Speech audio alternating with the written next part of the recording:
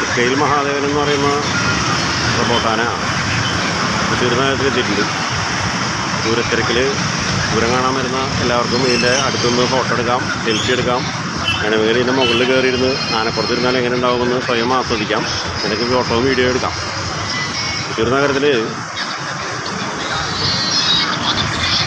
നെഹ്റു പാർക്കിൻ്റെ വടക്ക് വശത്തായിട്ടാണ് ഇത് നിൽക്കുന്നത്. കൊച്ചിൻ ദേവസ്വം സ്ഥലത്താണ് ഈ ആനയിപ്പോൾ നിൽക്കുന്നത്.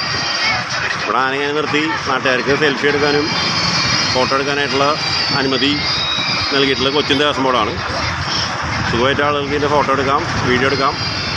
6 മീറ്റർ അകലെ ആനകളിൽ നിന്ന് അകന്നിട്ടേ ആളുകൾ നിൽക്കാവൂ എന്നുള്ള നിയമമൊന്നും ഇതിന് ബാധകമല്ല.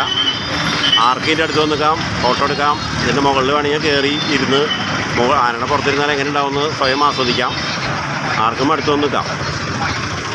കൊച്ചിൻ ദേവസ്വം ബോർഡിൻ്റെ സ്ഥലത്താണ് ആന നിൽക്കുന്നത്.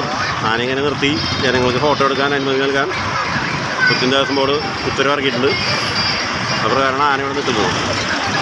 നെഹ്റു പാർക്കിൻ്റെ വലതുവശത്തുള്ള റോഡ് കഴിഞ്ഞിട്ട് തൊട്ടടുത്താണ് ഇങ്ങനെ നിൽക്കുന്നത്.